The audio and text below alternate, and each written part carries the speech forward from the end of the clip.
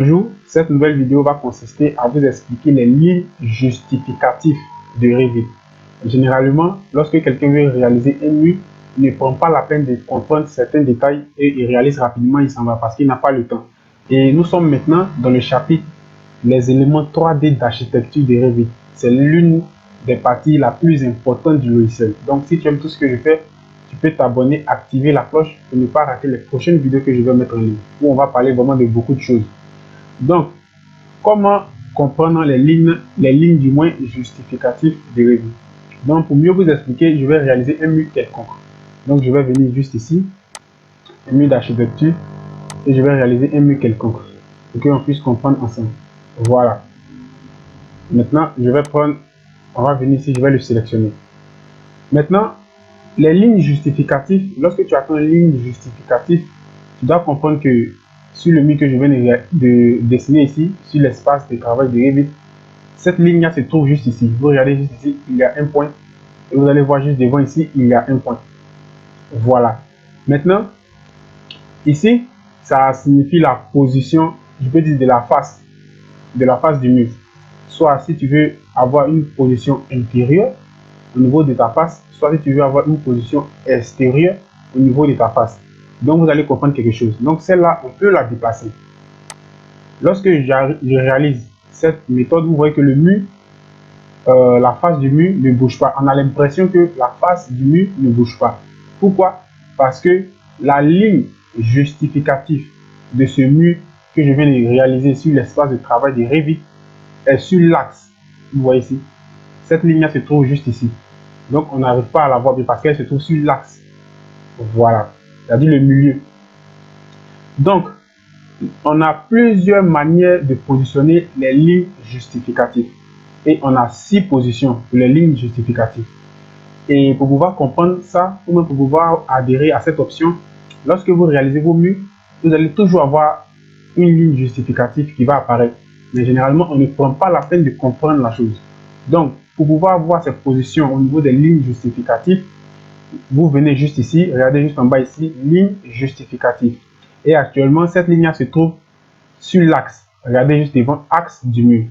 Et maintenant, pour retrouver les autres positions au niveau de la ligne justificative, vous appuyez seulement ici et vous allez voir, voilà la première position de la ligne, la deuxième, la troisième, la quatrième, la cinquième et la sixième. Vous allez voir par exemple, si je prends et je viens sélectionner ici, vous allez voir maintenant que là, la ligne justificative va se trouver juste vers le bas. Vous voyez le pointier qui est tout ici et ici. Et en ce moment-là, lorsque je vais déplacer mon mur, vous allez voir que je peux déplacer ça facilement. Vous voyez que maintenant le mur bouge. Voilà. Donc vous devez comprendre, prendre la peine de regarder la vidéo jusqu'à la fin pour comprendre l'explication qui va suivre. Parce que c'est une explication qui est très importante. Voilà. Donc pour pouvoir mieux vous expliquer ça, je vais choisir un autre mur, un autre type de mur, c'est-à-dire un mur avec isolant et autres, et ça sera plus facile au niveau de la compréhension. Donc je vais revenir. Ici, c'est la position des lignes justificatives. Comme je l'ai dit, il y a 6. Vous pouvez vous-même compter 1, 2, 3, 4, 5, 6.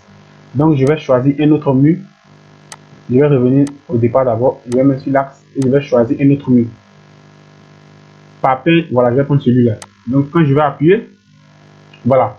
Automatiquement, on a ce mur qui est vraiment très très bien. Voilà. Qui donne encore plus de détails sur la ligne justificative. Donc, ici, vous voyez qu'on a un nouveau mur que je viens de faire apparaître sur mon espace de travail. Je vais me diriger automatiquement dans les paramètres de ce mur pour encore mieux vous expliquer pour que vous puissiez mieux comprendre. Donc je vais appuyer. Je vais venir ici modifier le type. Je vais venir ici modifier. Voilà, je vais essayer de diminuer un peu ça. Juste de placer là. Que vous puissiez juste le comprendre. Voilà. Donc ici, lorsqu'on dit finition 1, maçonnerie, vous voyez qu'on a donné l'épaisseur. C'est l'élément qui se trouve juste ici. Regardez là. Cette petite partie là. Lorsqu'on dit, attendez, je vais essayer d'agrandir, comme ça on peut essayer de mieux voir. Voilà. Ici, on dit bloc, béton, maçonnerie. C'est cette partie là. Bloc, béton, maçonnerie. Ici, on dit isolant. Ici, on dit maçonnerie isolant 10 cm d'épaisseur. C'est cette partie que vous voyez en noir. Donc, ce type de mur est très bon parce que lorsque tu réalises ce type de mur, la ligne justificative, tu peux mieux la comprendre. Donc, je vais fermer. Voilà, on va voir d'abord l'aperçu de ce mur. Vous voyez ici, on a deux lignes vertes. Ici, qui représentent bloc béton maçonnerie. L'espace se trouve juste ici. Maçonnerie induit, c'est l'espace qui se trouve juste là. Et maçonnerie isolant, ou bien isolation, c'est cette partie qui se trouve juste ici. Voilà, donc je vais fermer et on va continuer l'explication. Voilà. Ok. Donc maintenant, je vais venir sélectionner. Et maintenant, on peut retrouver ces 6 positions-là sur ce type de mur. C'est pourquoi j'ai pris ce type de mur pour mieux vous expliquer. J'ai préféré ne pas prendre du moins un mur simple, c'est-à-dire ce type de mur. Vous n'allez pas bien comprendre l'explication. C'est pourquoi j'ai sélectionné ce type de mur. Voilà. Donc je vais resélectionner. Ok. Donc maintenant, je vais vous montrer ces 6 positions. La première position de la ligne justificative, c'est celle-là qui se trouve juste ici, sur l'axe, c'est-à-dire sur l'axe du mur. Vous voyez, on a un point ici, on a un point ici. C'est une partie qui est très importante, j'insiste encore là-dessus. Voilà. La deuxième position, on a axe porteur. Donc je vais venir sélectionner. Axe porteur se trouve encore au milieu ici.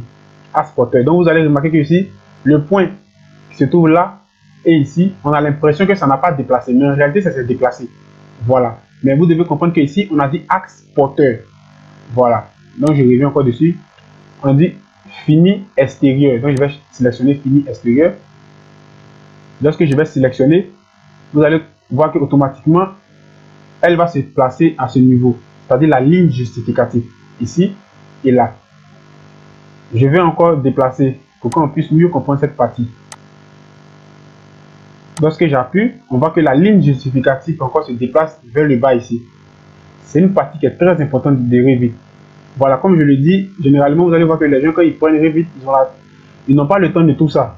Imagine que tu vas apprendre le logiciel, tu vas rapidement, tu dessines, tu vas très vite. Tu n'as pas le temps de comprendre toutes ces parties.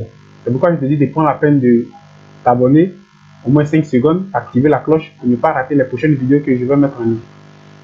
Donc on va continuer l'explication. On a porteur extérieur.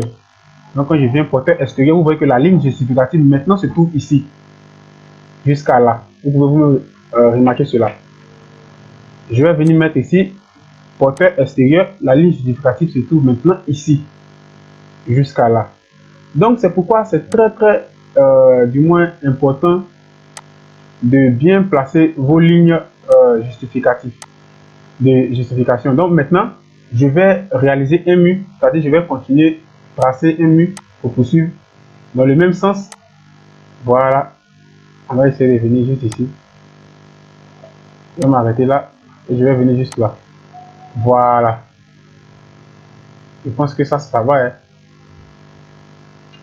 Voilà, ou bien attendez, je vais revenir en arrière. Voilà.